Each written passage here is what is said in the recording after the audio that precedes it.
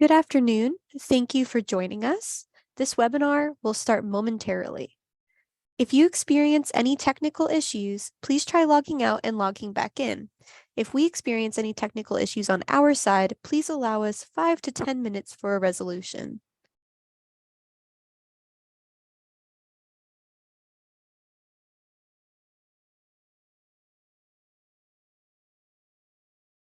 Thank you. Let's get started. Hello, everyone. Welcome to our Building Your Financial Planning Career webinar. My name is Meredith Bonington, and I am a marketing specialist here at CFP Board.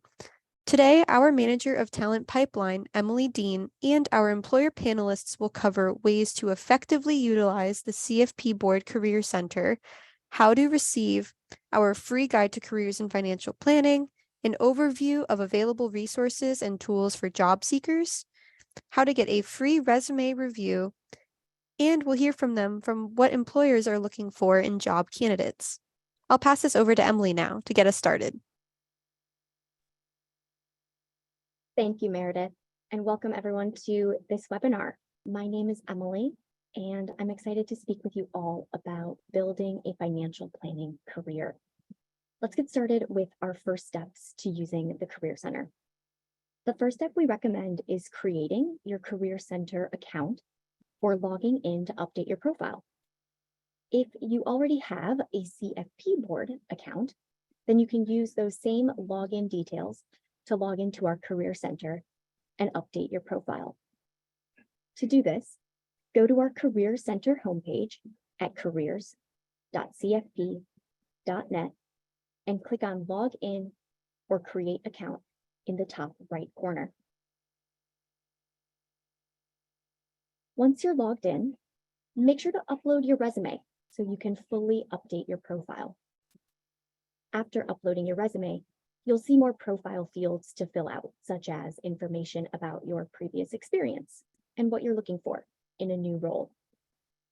If you make yourself visible to employers, this will allow them to view your profile and resume when they're conducting a search for candidates on their end. When you upload your resume, make sure to check off the box to get your free resume review from Top Resume. Top Resume will provide feedback on the presentation and ordering of your resume, as well as expert advice on the content. They'll contact you directly with next steps. If you have a specific job title that you're looking for or a preferred location, you can also create a job alert that will send you an email when jobs are posted that match your criteria. When you receive the job alert, you can go right to the job to review the description and information and apply. Here's an example of what a job alert email also looks like. New jobs are posted daily from employers in the financial services and financial planning industry. You can search for jobs using specific keywords, or you can browse based on different criteria. You can also save jobs when you're logged in and come back later to apply. You can apply for jobs one of two ways, depending on the job. You can either apply directly on the Career Center by submitting your information and resume, or you may be directed to the employer's website to apply. We also have a section on our Career Center for career resources to help you in your career. There are a number of webinars and other articles about the industry and advancing your career. You'll see here on this slide that there's a webinar where you can watch about starting a career in financial planning. There are also articles about the most asked finance interview questions and how to differentiate yourself in a very competitive job market. I encourage you to take a look at all of the resources available when you get a chance. Our guide to careers in financial planning was published a couple of years ago based on research that CFP Board commissioned from a team of academic scholars and industry experts. And it captured the workforce development practices of a broad variety of financial services companies as they recruit, train, and develop the next generation of financial planning professionals. It included interviews with 77 company executives, talented recruiters, and financial planners, of course, representing 42 companies across the profession. And it really helps readers like you identify different entry points in typical career tracks, how to explore the types of companies that employ financial planners, and better understand the benefits of a career in financial planning and the benefits, of course, of obtaining CFP certification. And it'll provide you with details on where to find financial planning careers, even beyond our Career Center, and some pro tips for your job interview. If financial planning is your first career, you'll find that this profession is eager to recruit your talent and your energy. Financial services companies actively recruit candidates for financial planning internships that can provide you with the knowledge, the skills, and the experience, of course, to launch your financial planning career. And an internship can also provide you with the experience hours that are necessary to obtain CFP certification. One last resource before we talk to our expert employer panelists is our free virtual diversity career fair that will take place in November. This is a great opportunity to connect with top employers in the financial planning industry and interact with them one-on-one within their virtual booths. You can register today. Registration is open at cfp.net/career fair. With that, I'll pass it back to Meredith. You, Emily, for this the overview of the resources the Career Center has and for all the helpful information about best practices utilizing the Career Center. I'd like to turn us now to speak with our employer panelists about what employers are looking for when hiring for financial planning positions and any other advice they have for building your financial planning career. Let's welcome our employer panelists, Honora, Jiggy, and Sherry. I'd like to give them each a minute or two to introduce themselves to our audience. Honora, would you mind starting us off? Sure. Hello, everybody. My name is Honora, and I am a CFP and also a financial advisor at Wellspire Advisors. I'm also a career changer. I came to this field about 5 years ago after spending close to 2 decades as a journalist. And I have no regrets. I love this career. I really enjoy being a financial advisor. Great. Thank you. Jiggy, would you mind going next? Yes, thank you. Hi, everyone. My name is Jiggy, and I'm the Vice President of People and Culture at Mercer Advisors. I have had the pleasure of working within the financial services industry for over 15 years, all within the HR space, and have had quite a bit of experience with recruiting all levels within the financial services industry. So that could be internships as well as client services, back office, corporate positions, all the way through to wealth advisor and executives. That's great to hear. Thank you. Sherry, would you mind going next? Yeah, thank you. Hi, everyone. I'm Sherry Trombley. I'm a director at Schwab Advisor Services. I've been with Schwab for 24 years, and I oversee the strategy for our university grant program and our RIA Talent Advantage Student Scholarship Program.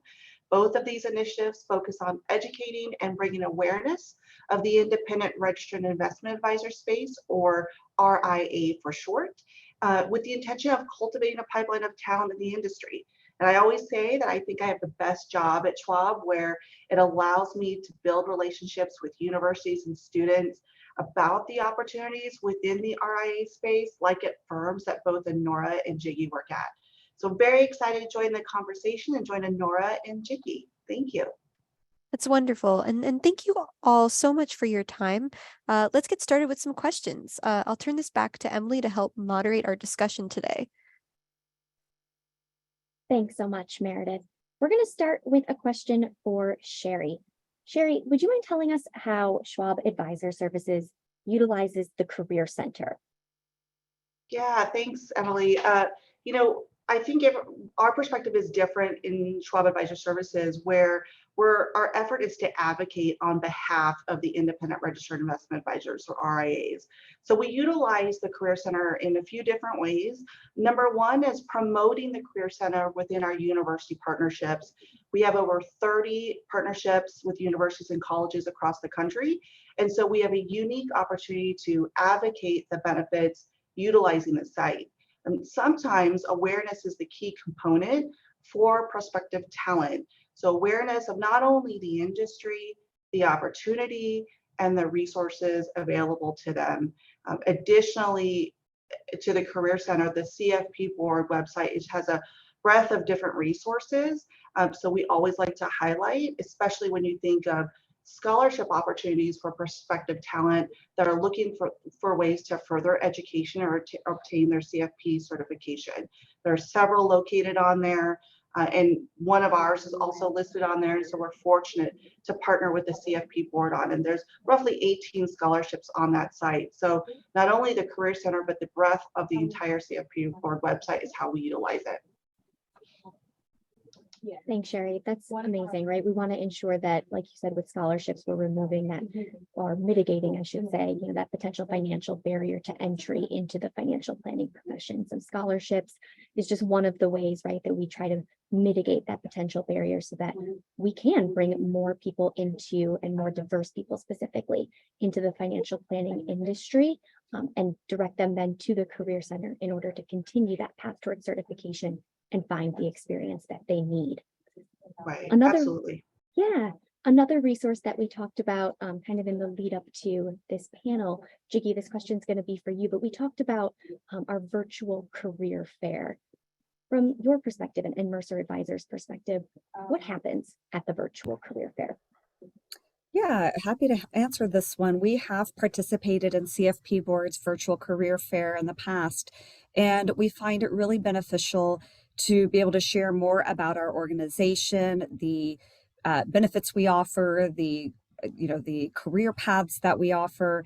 And so from an employer perspective, it gives us a chance to share more about who we are as a company and what we can give you as a candidate. What we're hoping to be able to gain is be able to speak virtually with candidates that are seeking employment, that are curious about what our organization really is about, what our mission is, how they can really grow their career at our company. And so really what I would say is, by attending a virtual career fair, you have a really unique opportunity to conveniently meet with a variety of employers and get to speak with each of them and start kind of comparing and contrasting, like, oh, I really like this about this organization. This other company didn't talk about this particular topic. I should probably go back and ask them. And you can kind of pop in and out of the virtual booths of these various organizations and continue to gather information to see what really resonates with you, what company has benefits you need, what company has the right value system that aligns with yours. And so, I think this is a really convenient way for both candidates to learn about employers, as well as for employers to learn about candidates. And while this is not going to be like a true interview as part of the virtual career fair, you get to start the dialogue with a representative from that company and share enough to where they are interested in continuing that conversation through a more formal interview process. So I do think this is really beneficial for both sides and really helps us do this in a really succinct kind of way. Absolutely. Even those informational conversations, informational interviews, coffee interviews per se, right, can turn into much longer standing opportunities for individuals. So at the virtual career fair, we can really facilitate that networking that you can then take beyond into finding a career. And did I mention that registration for attendees is free? I probably should have done that a few minutes ago. So yes, free registration is open for attendees. Awesome. Honora, this next question is going to be for you. Let's really get into what employers are looking for in candidates. What tips do you have for job seekers that are looking to land or pivot into a new financial planning job? So I think especially your career changer experience may come into handy here. Yeah, thank you.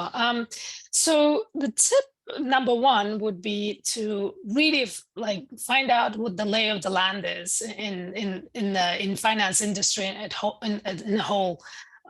You want to find out what is the difference between the RIAs and wirehouses, places like Morgan Stanley or UBS or Merrill Lynch or other broker dealers and insurance companies. You really have to sort of find where you want to land first.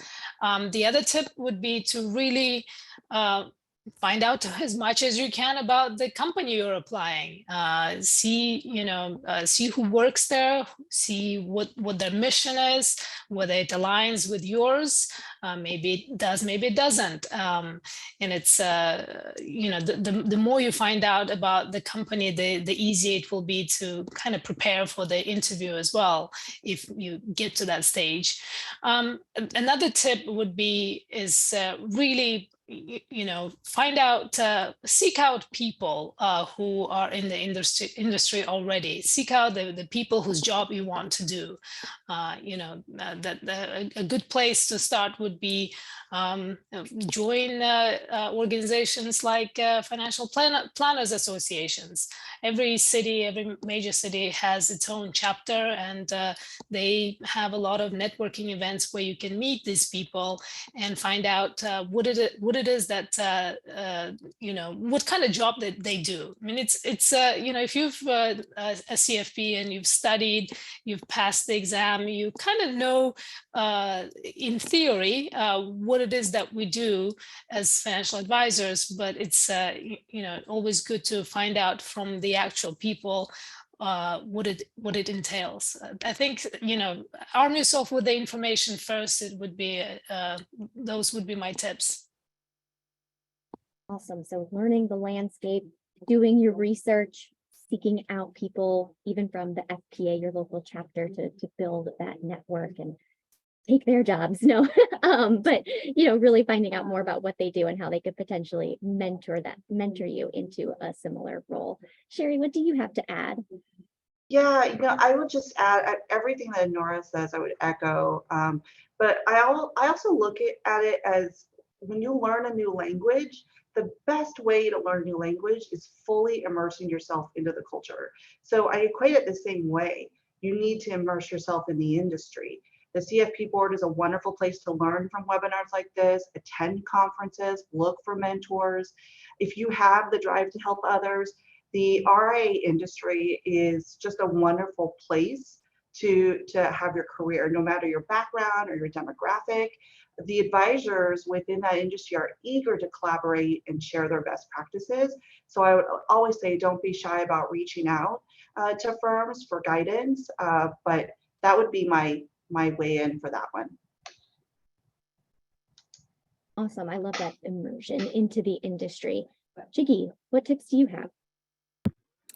Yeah, actually, I think Honora and Sherry really covered it. Networking is really key. I think there's a lot to be said about networking in even casual type of forums. So when you're in school or you're just received your CFP or designation, and you're like, hey, I wonder who else has their CFP. There's lists out there that you can find, and you can just start talking with people about what it really is and how they got to where they are in their career. One of the best ways to gain knowledge is by speaking with people, and it's the more people you know, the more knowledge you receive. So I echo what my colleagues here are sharing. Thanks, Jiggy. And a great place to do that, of course, speaking to people, building that network, immersing yourself into the industry, potentially at our upcoming virtual career fair. So Honora, let's say that we apply for a job and we land that coveted interview. What's your best piece of advice for a successful interview in the financial planning industry? Of course, what would be a successful interview would be to get hired, right? So, in order to get hired and make that into a successful, I think you really, really need to be prepared. And prepared means, again, as much information as possible, not just the job description, whether you fit and whether whether you're qualified. You have to remember that once you are already sitting at the interview, you're already people who are interviewing you already decided that you probably qualify for the job. They want to know whether they really like you and whether you would fit and be able to do the job that's they want you to do. So being prepared and will make you feel very confident. It's not just answering the kind of hardball questions that's they're testing your knowledge. Not just that, you have to be able to answer questions that are really not what you studied. Those and the more you prepare, and preparing means that you not only you just find out everything you can from about that specific company, that specific job. Again, seek out people maybe who work there, who are willing to help you out, but also do some mock interviews, get comfortable, speak in front of the mirror. That's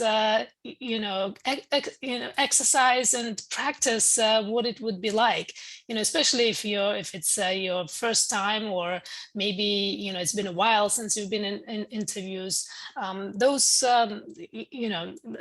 will be your answer to be confident during the interview.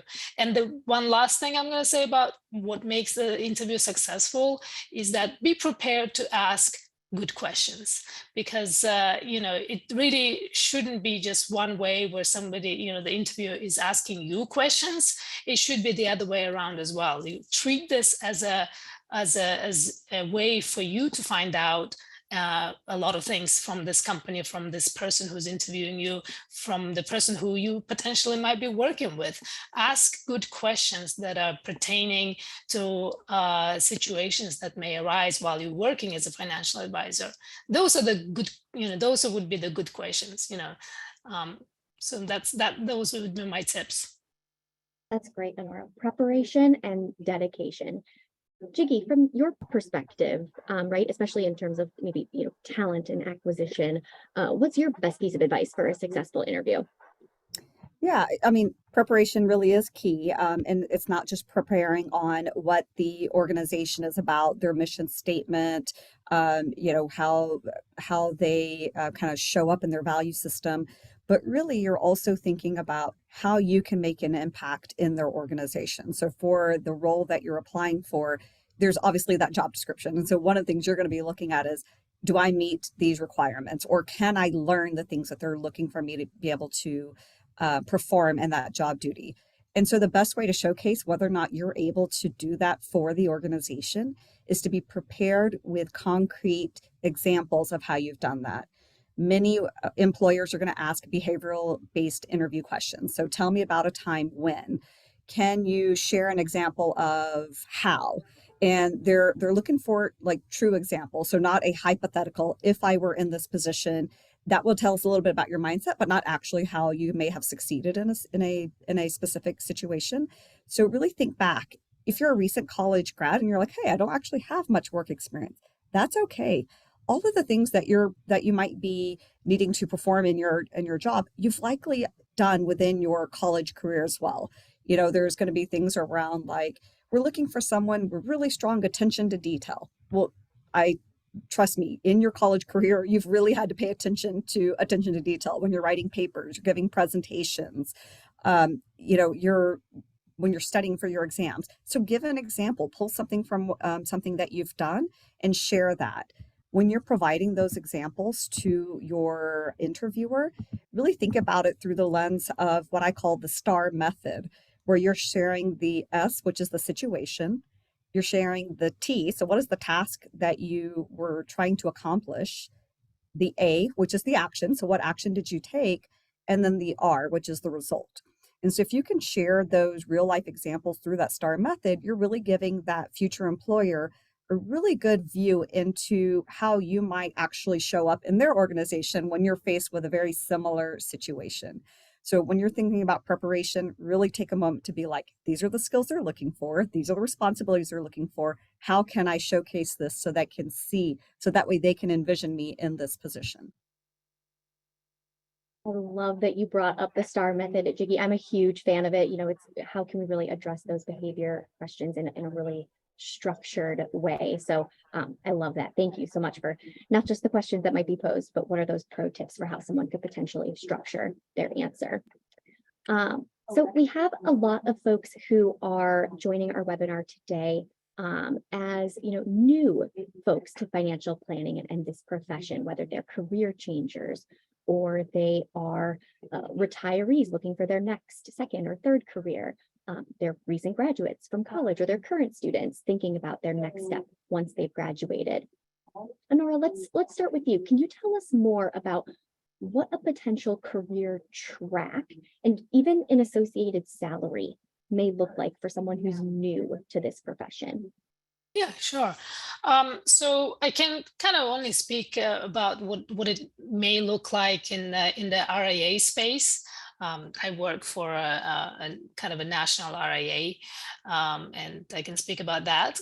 So there's we have several kind of jobs and job tracks for various of our colleagues, and the two main distinctions is client facing or non-client facing. And in the client facing space, we have what we call advisor track.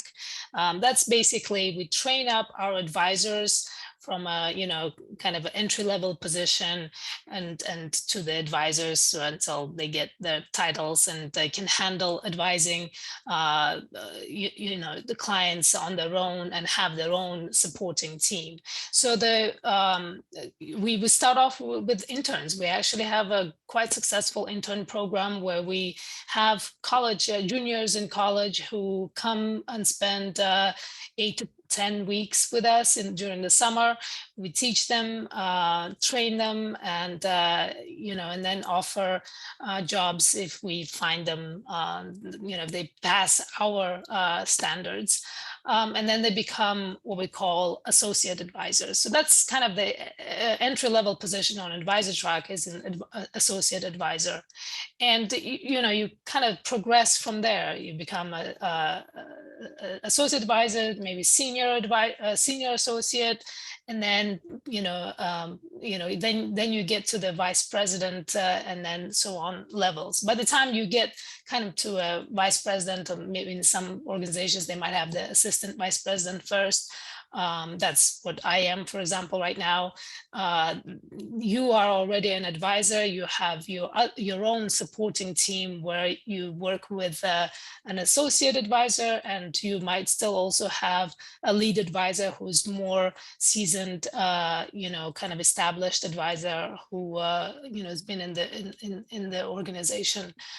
So that's kind of what the track looks like. And the higher you rise on that trajectory, the more you are expected to bring in more clients as the years pass. Then your job is not just servicing the clients that you already have, but also try to bring new business and grow the business.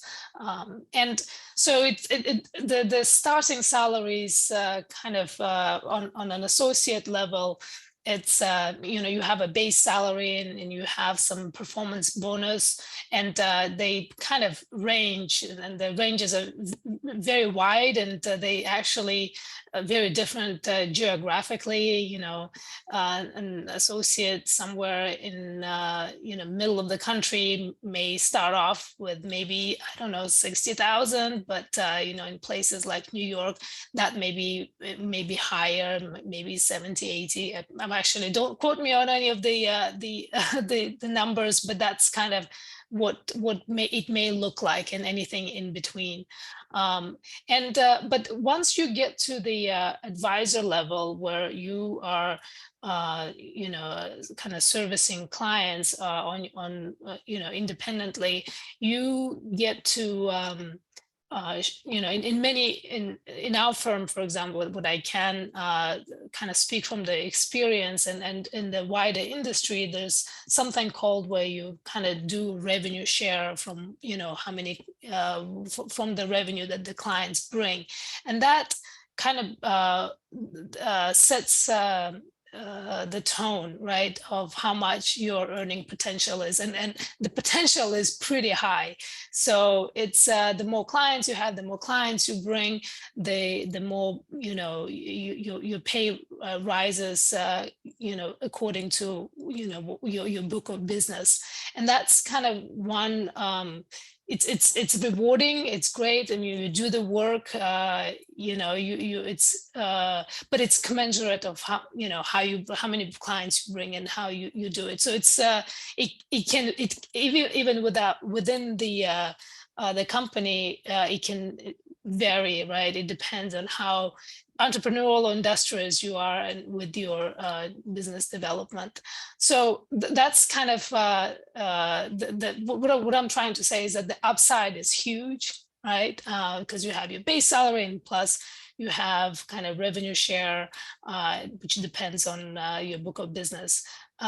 In terms of most of the other non-client facing roles, that's kind of not quite like that, right? So you don't control your pay that way. You have your base salary negotiated, and it's kind of you most likely will get the performance bonus, but it's kind of capped at certain point, and definitely not a whole lot of upside, because maybe the revenue share is not structured the way as advisors pay is. So yeah, those are the tracks. Awesome. Thank you so much, Honora, for kind of explaining that breadth of and variety, right, of roles that folks can explore within the industry, various paths that are available to them, and the salaries that they could potentially expect, which of course, like you said, can vary based on cost of living in your geographical area. Jiggy, based on your experience, you mentioned having 15 plus years of experience in financial services. Is that path similar based on your assessment, or specifically at Mercer? Yeah, to an extent, it's pretty similar. One of the great things about potentially working in a mid-size or larger organization is that career paths have the opportunity to be diverse. Not everyone's going to go through the exact same path. And honestly, you may start off thinking you want to be a wealth advisor, and that's the path that you're going to work towards, and you're going to go get your CFP. And as you start your employment, let's say you start off in client services initially, and you obtain your CFP, and you move into more of a financial planning analyst type of position, which in our organization is a natural track to go from client services to financial planning and analyst, and then to wealth advisor. But we have had many individuals, like that's their goal, that's what they're going to do. And they realize as they're going through it, hey, I really love the service aspect of what I'm doing. I love being able to talk to clients, but not have to advise them. And so we've had individuals that stay in client services and become career client service individuals. We have others that continue on the path that they initially thought they were going to do, and they move into financial planning analyst roles. And then it turns out they love that. They have their CFP now. They've got the expertise. They're creating financial plans. They're supporting the advisors with the data and knowledge needed to service our clients and to guide and advise them. But they don't necessarily want to be in that frontline seat talking to the clients. And so they stay within that financial planning analyst track. And then we have others that continue on into that wealth advisor position, which is what they thought they were going to do. They went and did it. They've got their certification, and they're well on the way. And so the great news about depending on the size of the organization is that your career can kind of take a turn based upon your interest. And kind of even more broadly than that, I have had quite a few individuals who started off in client services with that notion of being a wealth advisor. And then they actually realized, I actually want to move into marketing. I really like that more. Or I want to go more back office and do investment operations. Or I really want to go into business development. So let me go more into sales. Or I really want to do seminars. Like there's just so many different options for people depending on that size of organization. And so really one of the things I would say is it's great to have an idea of where you want to go. It's great to know where your interests are, but I would absolutely go into a career really open-minded about the experience itself, teaching you more about your interest and exploring the organization for what different avenues that you can go down. So yes, there are paths, but that doesn't mean it has to be your path. Thanks, Jiggy, so much. I mean, yeah, you don't have to necessarily stay exactly in your lane. Those options are really vast in the different types of arenas that will align with someone's interests. So really that self-reflection and assessment is maybe a good place for folks to start coming out of this webinar. Another one of the most, I think, accessible and kind of tangible action items that someone can take coming out of this webinar is going to their resume, right? And updating it and uploading it to their CFP Board Career Center profile. So Sherry, would you tell us a little bit more about what types of accomplishments and skills and experiences really stand out to resumes for you? Yeah, thank you. And I will first just commend the comment that Jiggy said about being open-minded, because we say that to students all the time. And the person that you are now will likely be a different person 5 years from now, and your priorities change. And so I think the industry has so many different opportunities available for individuals. But in regards to accomplishments, I am always impressed on how future talents spend their time. Whether you're interning with advisor firms, and what's great about advisor firms is sometimes they can offer internships year round versus just the standard summer internships. They can also offer part-time positions. Did future talent obtain their licenses? There are several that you do not need to be sponsored to obtain. For example, your SIE, which is the Securities Industry Essentials exam. Those licensing can tell future employers you have the baseline knowledge of the industry. If you're a student, your school offers the VITA tax program, which is a volunteer income tax program, or a peer-to-peer coaching. They're volunteering their time within financial planning clubs. Are they attending conferences like the CFP board conference with their school, or the NAPFA conference, or the FPA conference? All this extra time outside of their normal day tells me a lot about that person. If I see that, that tells me about their work ethic, that they have experience with conversing with the public, and they're dedicated to a pathway into the industry. And ultimately, you're showcasing that you have a passion for the industry. And I think that will also translate into those successful interviews, is showing your authentic self and being really passionate about the industry. That's amazing, Sherry. Jiggy, what do you have to add? Yeah, all of the things Sherry mentioned I would echo all of that. Some other additional things, depending on your level of experience, if you're just now coming out of college, reflect back on the things that you've done within your college career. So were you in a participating in a financial planning organization of some sort on campus? Did you sit in a treasurer position on a different group?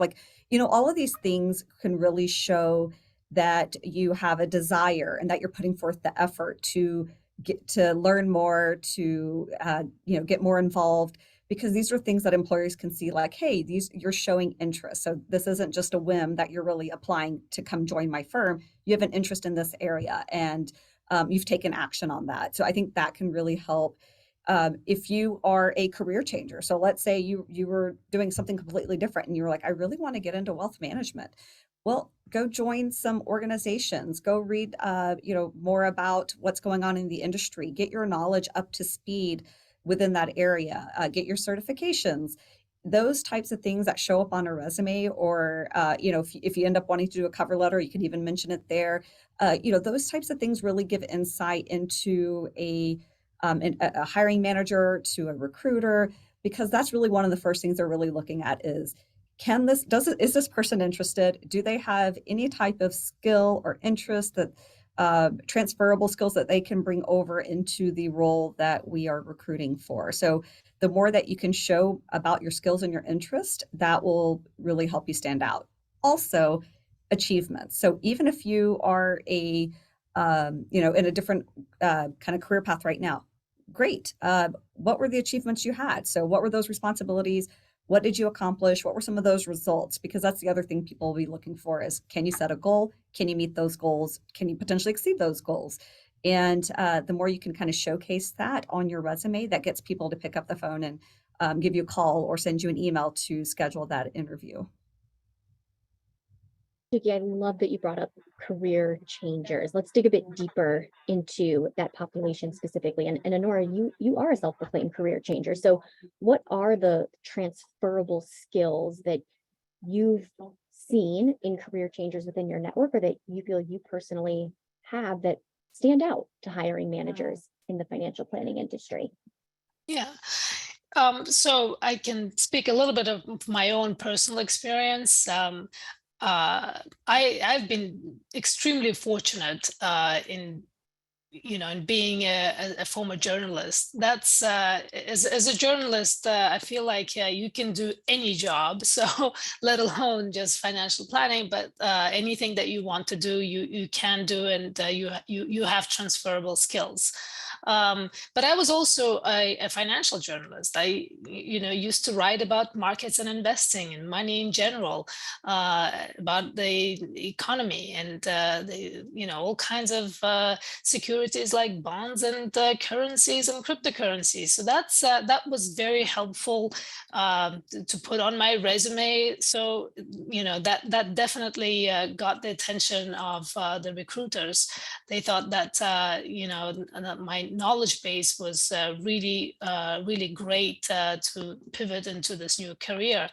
But once I've changed the career, I've realized that the knowledge part is actually not as important as what you yourself bring to the table, and that is something that it's not that you can learn in college. It's the interpersonal skills. It's to be able to relate to people and talk to them and provide the service and be willing to provide that service. I spent time on the phone calming down clients when the markets are crashing and they are worried. It's how do you learn that skill? It's a bit like providing therapy to clients. You can call yourself a therapist or doctor or whatever. It's not something that you can really easily learn. But you can cultivate that. If you know that you are a people's person, that you can talk to people, you can explain things, you can be compassionate, you can be understanding, then that's great skills to have it, and that will really work well. However, that's not just enough. If you're all of that but you are not organized, this job would be very difficult to do, because you don't have only one client, maybe you have 100 clients, and you have to be able to keep track of everything and everybody, and be extremely have an extreme attention to detail to make sure that everyone gets serviced at the same time. So those kind of the skills would be very useful and helpful. Everything else you can learn. Thanks, Honora. I love that kind of service orientation, helping type of profession, relationship building, personable skills over not, kind of money market knowledge. The knowledge can be learned, right? But we really want to ensure that those skills are transferable. Sherry, what other transferable skills would you add? Yeah, I would echo everything Honora said. And, when I talk to career changers, having that experience is resume gold for future employers, right? When you think of a teacher that maybe have been in teaching for 5+ years, they know, they have experience with the public, their communication skills, they're able to manage those challenging conversations. So that will resonate with an employer, especially when you're thinking of organization. And Nora mentioned it being very organized. You're likely going to be juggling multiple responsibilities. Are you a strategic thinker? So, Jiggy mentioned in a few questions back, is really reflect on your experience and what you have to offer, because there are so many transferable skills that you have in previous careers that would resonate to a future employer in this industry for sure. Thanks, Sherry. Would you also mind sharing what are some of the biggest misperceptions that you hear from those who are entering the financial planning field? Yeah, it's interesting to hear some of these myths from students when I visit college campuses. And I've heard, they've never heard of this profession. First of all, it's just awareness. Others didn't know how focused it is on relationships. And from my perspective, education and building awareness of the industry is one of the biggest hurdles that we have. Another one I've heard is you don't have to be good at, you have to be good at math. Granted, you want the basics, right? But it's really cultivating those relationships with your clients. And a lot of misperceptions is that you have to, it's a very sales culture, you eat what you kill sort of mentality, a lot of cold calling. This industry, which I love advocating for, the IRA industry is highly collaborative and very welcoming. So that's something that they may not know, is the reason why a lot of people join this industry.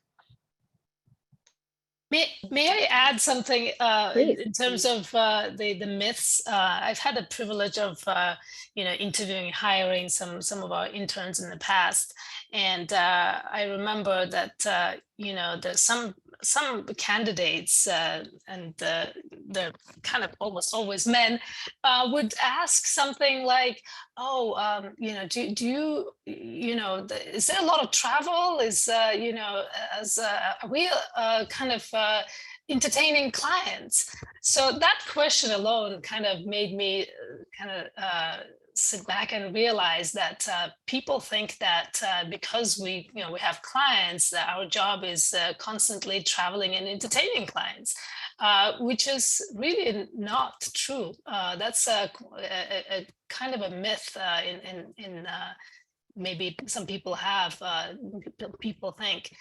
It is service. It is, we really care about our clients.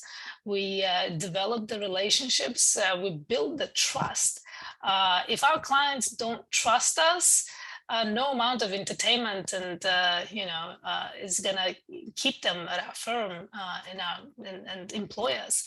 So yeah, I would just if you are in really want to be a financial advisor, financial planner, wealth manager, and all of those kind of can be used interchangeably. Think about that you are in the service of clients, and they're paying you for a good advice, good service, and trust. Thanks, Honora. Jiggy, what would you add?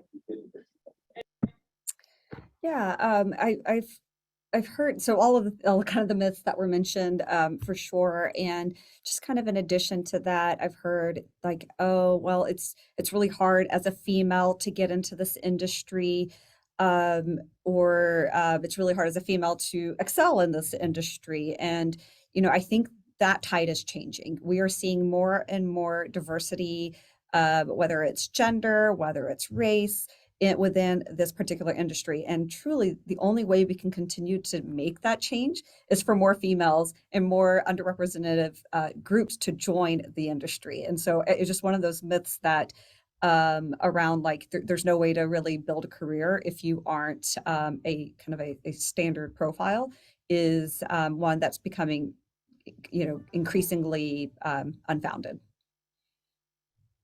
Absolutely, Jiggy. Those gaps in gender and racial diversity do exist in our industry. Sherry, can you tell us about how Schwab Advisor Services is working to close those gaps? Yeah, thank you. For the work that I'm focused on, we tackle by providing opportunity and bringing awareness just to the industry, and we do that by building and cultivating the relationships with minority serving institutions like HBCUs and student organizations that serve underrepresented populations. So part of that is we do hold several panel sessions on a college campus, and then one of the most popular one is demystifying financial planning and the RIA industry. And representation matters. So we want to make sure that those panelists, those RIAs that we're featuring on the panel, that students can see themselves in that industry. So do those advisors look like that? So that's part of it. And the other half of it is really learning what's out there and what's available for everyone. For example, our RIA Talent Advantage Student Scholarship Program, we had over 400 applicants. And out of those, 62% of them are from underrepresented students. So bringing that awareness and being an advocate for not only, we have all females on this panel, but from also different demographics is super important to us. Thanks, Sherry. Honora, what do you have to add?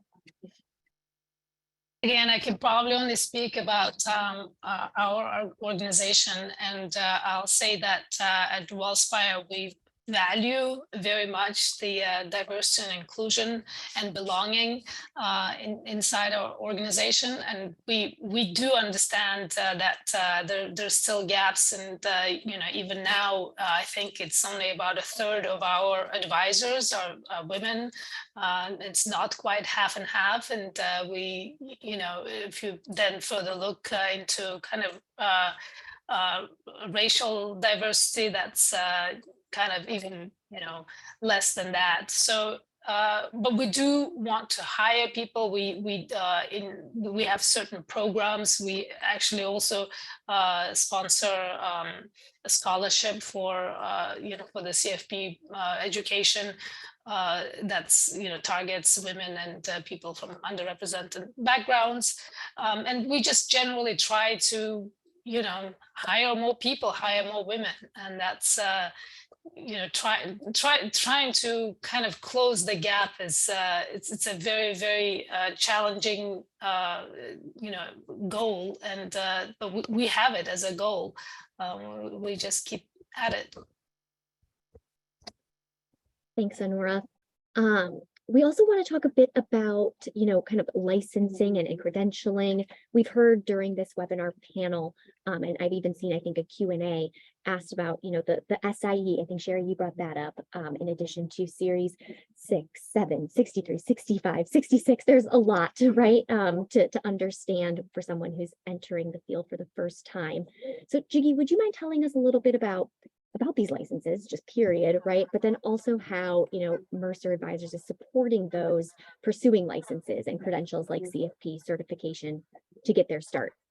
Yeah, absolutely. So, the licensing that you need for the role will depend on the position itself. So some certain roles require a Series 7 or 63 or 65 or a CFP in order to perform the functions of that position. So that would typically be listed on the job description when you read that and you're going to apply. And so just, that's just one thing to kind of keep in mind. But really for Mercer Advisors, kind of the main thing that we are asking of our wealth advisors is to have the CFP. We do feel like that designation really provides our advisors, provides our client-facing employees the right level of education and kind of knowledge to service our clients in the best way possible while meeting kind of their fiduciary standards. So that is something that we do ask of all of our employees as they're moving down that track towards wealth advisor. From a kind of a support standpoint, we do provide our employees with reimbursement for the educational resources, any classes they take, as well as covering the fee for the CFP exam. So that way, this is not something that they're just doing on their own. It is a big undertaking, and we want them to be able to focus on that without having to worry about how to pay for it. And so we do, as an organization, cover those costs so that way they can really focus their energies on receiving that certification and being able to grow in their career with us. Fantastic. Thanks, Jiggy. Honora, Sherry, anything to add on this? Would say that as an organization, we also encourage our colleagues, all of our colleagues, no matter what position they're in, to study, and if they want to pursue their CFP or other designations, the firm does pay for those classes. That's kind of another way of bringing up increasing diversity among our advisors. Awesome. The last question from me before we open it up to Q&A is really for all three of you, right? We've talked about a myriad of resources that are available here at CFP Board, but what are some other resources that you would suggest a job seeker engage with to learn more about and break into or dive deeper? What's kind of a first step maybe coming out of this webinar that you would recommend someone take? And Sherry, we'll start with you. Yeah, in addition to the CFP board, I know we've, like you said, we've mentioned a few different resources. For Schwab Advisor Services, we do have an RIA Connect platform that we promote to our students as well, and just another way that they can connect specifically to Schwab advisors that might be hiring for internships and positions, full-time positions as well. I would also, if they're a student and they have a financial planning program within their school, reach out to those professors, because more often than not, they will likely have pathways to support those licensing credentials, like the SIE or the Series 65 that we've mentioned. There's usually also ways to connect with advisors. Advisors are usually going on campus with us and having career networking opportunities. And again, I would just echo again what I said earlier, is just immersing yourself in every way possible.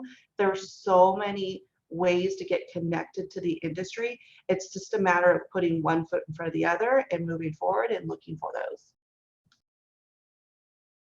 Thanks, Sherry. Jiggy, what do you have to share? Yeah, Sherry brings up a really good point about professors.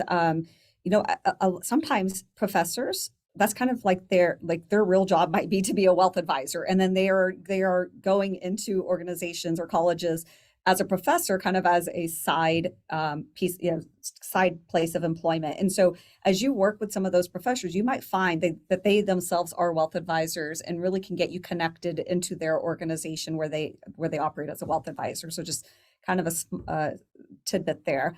But some other things that you can go look at, there's all kinds of resources online. Obviously, the CFP board, there's the FPA, which is the Financial Planning Association. And the FPA has, by geography, like local groups where you can get involved and, network with people within your area. There's investment news, there's Barron's. Like there's so many different ways that you can learn about the industry, get knowledgeable about what's going on within the industry, et cetera. But one of the other things I would say is just your good friend Google. You go to Google and you type, like in your local area, like, hey, what are the wealth planning firms near me? And find out what those firms are. Then go look them up on LinkedIn and see who might be within your first or second or third degree network that work at some of these organizations. So you can introduce yourself and try to at least meet somebody for coffee to, let them know that you're trying to do a career change, or that you are a recent college grad, or that you're still in school and you're trying to decide whether or not this is a career path you really want to go down. But there's a lot of good ways to just go find, as Sherry mentioned, there's a lot of good ways to get knowledge and get started. And kind of the hardest part is literally just doing it, like getting that first foot out there and saying, all right, I'm going to focus in on subscribing to investment news. So that way I can stay up on what's going on in the industry. And then maybe the next step is, okay, I'm going to go join my local FPA group so I can start networking. But as long as you can get yourself moving and getting started, things will start going from there, where you'll be like, okay, I've done the first, and it gets easier to continue building that network and that knowledge base. First small steps. Thanks, Jiggy. Honora, what steps would you take? Yeah, I actually very much agree with both Jiggy and Sherry. As a board member of my local New York chapter of FPA, please come join us. If you're a recent CFP certificate, you actually get your first year complimentary. And if you're an aspiring financial planner, you get really steep discounts to become a member. And you can. There's so many benefits of just networking and just immersing yourself. I'm going to plug in another company out there that's has a lot of resources. The New Planner Recruiter or New Planner Recruiting. It's Caleb Brown is the founder of that, and he actually also has written books for both the employers and I think for the job seekers. And see, find those books. Find them on Amazon if necessary, and read them. And that's how I changed into this career. I applied and I worked with a recruiter. I read the books that described what is it that all these RIAs looking for in a candidate, and it was actually the funnily enough, it was a book for the employers and how to hire the candidates and what to look at the candidates. So I thought, well, that's great. I'm gonna give them exactly what they're looking for. It was very helpful. Also, there was another thing that I wanted to mention. Yeah, the Michael Kitz's website. Also, it's a kind of a gold standard in our industry. Everything you need to know about the industry, about the profession, you'll find in the Michael Kitz's blog. And I would, highly recommend sign up, learn as much as you can, and meet as many people as you can. Thanks, Honora. I see a lot of FPA memberships and Kitz's blog and podcast subscriptions and professor conversations in our future. So these are some great steps. Thank you all. With that, I'm going to pass it back to Meredith. Yeah, so thank you all for attending our webinar today. We do have time for maybe 1 or 2 questions from our Q&A, but I just wanted to emphasize that if you have any questions that we weren't able to get to today, just in the interest of time, you can feel free to email careercenter@cfpboard.org. We also have some helpful links on this slide to reference from some areas and resources that we discussed earlier. So my first question, from our Q&A from our audience is, how has hiring changed in the past few years in the financial planning industry? And what do you predict for the next few years?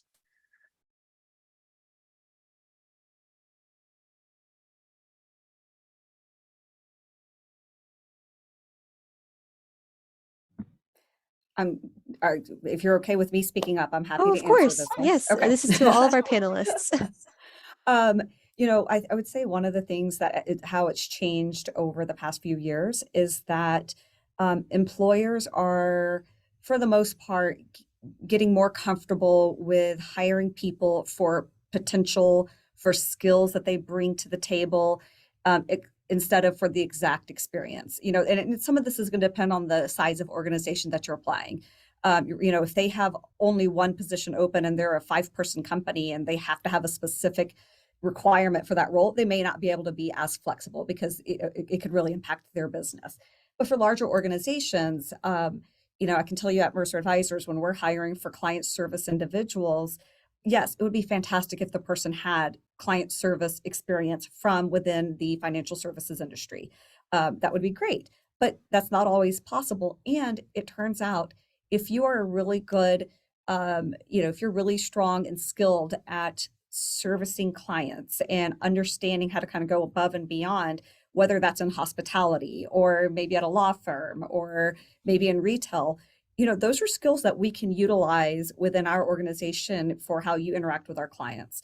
And so I would say that's kind of one of the bigger shifts I've seen is that employers are becoming more just kind of open to utilizing and bringing folks on based upon that potential and those transferable skills.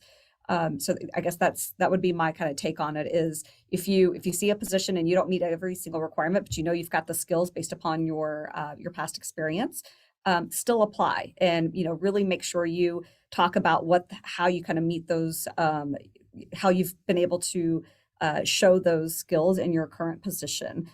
So just, don't give up, and don't be like, well, I don't meet the requirements. It's okay. You may not. And, but just showcase what you can. It's great to hear. Thank you. And our last question that we have time for today is addressing career gaps. So someone in our audience member has a question on what do you advise for someone with multiple career gaps but stellar professional credentials? I can tackle that.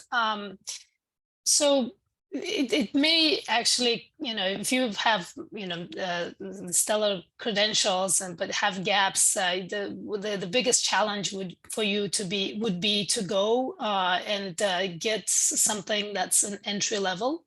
But you really have to kind of decide and say that do you really want to become, a financial planner, for example, and build up. And for that, you really will have to start from kind of the beginning if you haven't had a chance, to really demonstrate that kind of, experience and skill. So it would be, my advice would be that really, be prepared for a pay cut, be prepared for a, entry-level position if you really want to do this. But then if you want a different career, you'll find the same kind of challenge elsewhere. But don't be afraid starting at the lower, kind of low level position. Thank you, Honora. So unfortunately, it looks like we are a little bit over on time, but I encourage everybody, if your question wasn't fully answered or fully addressed, or we didn't get to it, please make sure to send your questions into Career Center at cfpboard.org. We'll be happy to address them there. A huge thank you to all of our volunteer panelists today for sharing, how to use the CFP Board Career Center and how to build your career in financial planning from an employer's perspective. I hope their experiences can help guide your career path and that this webinar was helpful for your professional development and journey today. A recording of this webinar will be made available shortly. And again, if you have any questions, please send them to careercenter@cfpboard.org. Thank you, everybody.